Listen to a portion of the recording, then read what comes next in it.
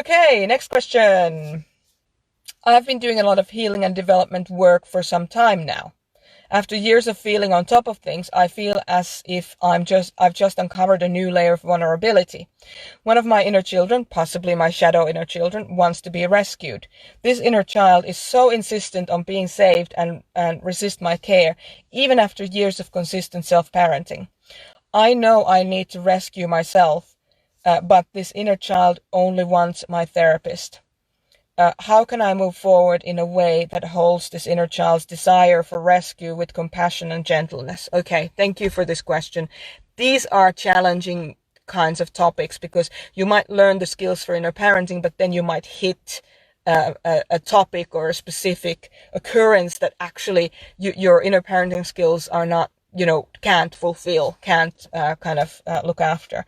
So the very first thing that needs to happen in every learning is that you understand what's going on, you understand your starting point, and then we can build some strategies and some skills around changing that, moving from that starting point to where you actually want to go. So you were saying in your question that you understand that that you need to be rescuing yourself, but it's like it's this draw, you're unable to kind of get that point across to your inner child. Now, whether it's a shadow inner child or a light inner child, now it doesn't really matter because the effect is the same. It's difficult, and it's going to be a challenging exercise for you. You didn't put your type here, so I can't even guess what it could be. But what I will say is that whenever we have that sense of we want to be rescued, there is a very deep wound around being or not being nurtured as a child, not being nurtured enough, as in for us to feel like we have somebody who's looking after us. And just acknowledging that you probably have a wounding so deep that it's probably cutting you to the bone, like it's at the very depth of your being around not being nurtured.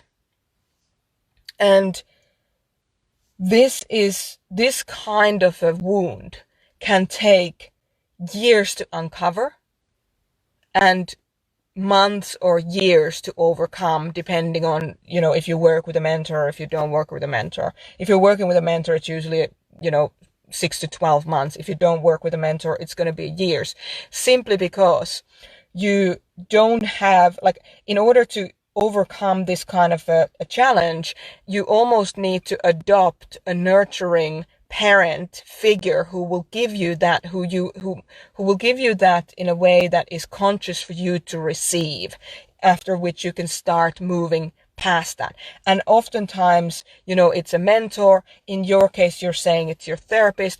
Therapists are not in a position necessarily to even go down this road of surrogate parenthood so that you can learn how to receive care, because therapists have very, very strict guidelines and rules within which they can practice, and there's a reason for it, and that's fine. So there's a very high probability that your therapist will not be able to play that role for you, simulate the role effectively. And it isn't really healthy either to have those kinds of attachments to our therapists. Sometimes as a mentor, you have a person who unconsciously attaches to you. So I've had these situations where I've had a client unconsciously attached to me, a meaning to me that is motherly, or that is parental.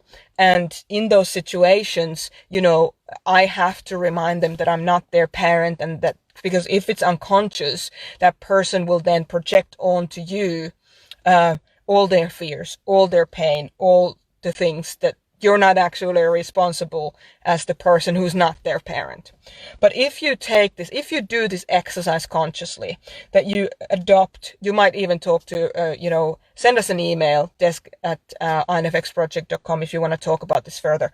But there is a way of doing this, of simulating this in a really, careful and carefully constructed way, where you can learn to have that kind of a simulated parental relationship that will help you begin to accept nurturing from others, and then for you to start accept nurturing from yourself, which then breaks the pattern of wanting other people to rescue you. But you can't learn to nurture yourself if you've never felt nurtured in your life. It's nearly impossible. Like, how do you do that? How do you do something you haven't been modeled? It's nearly impossible to do that.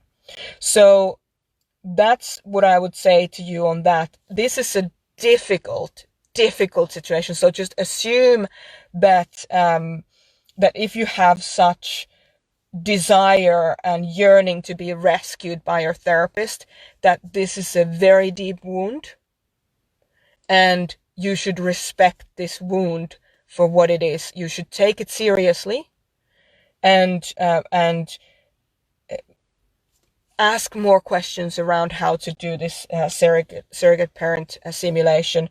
Or, as I said, email me at desk@infxproject.com, and we can continue this conversation there.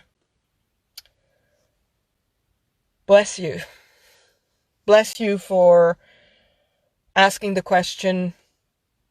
Thank you for asking the questions. I think it's going to be helpful for other people. And please know that we're rooting for you. Okay, we're going to have to leave it at that for today. We had another question from Abby.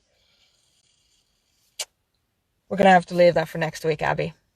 Okay, everyone, thank you so much for checking in, for coming in, for sending in your amazing questions. I mean, what amazing questions did we have for today?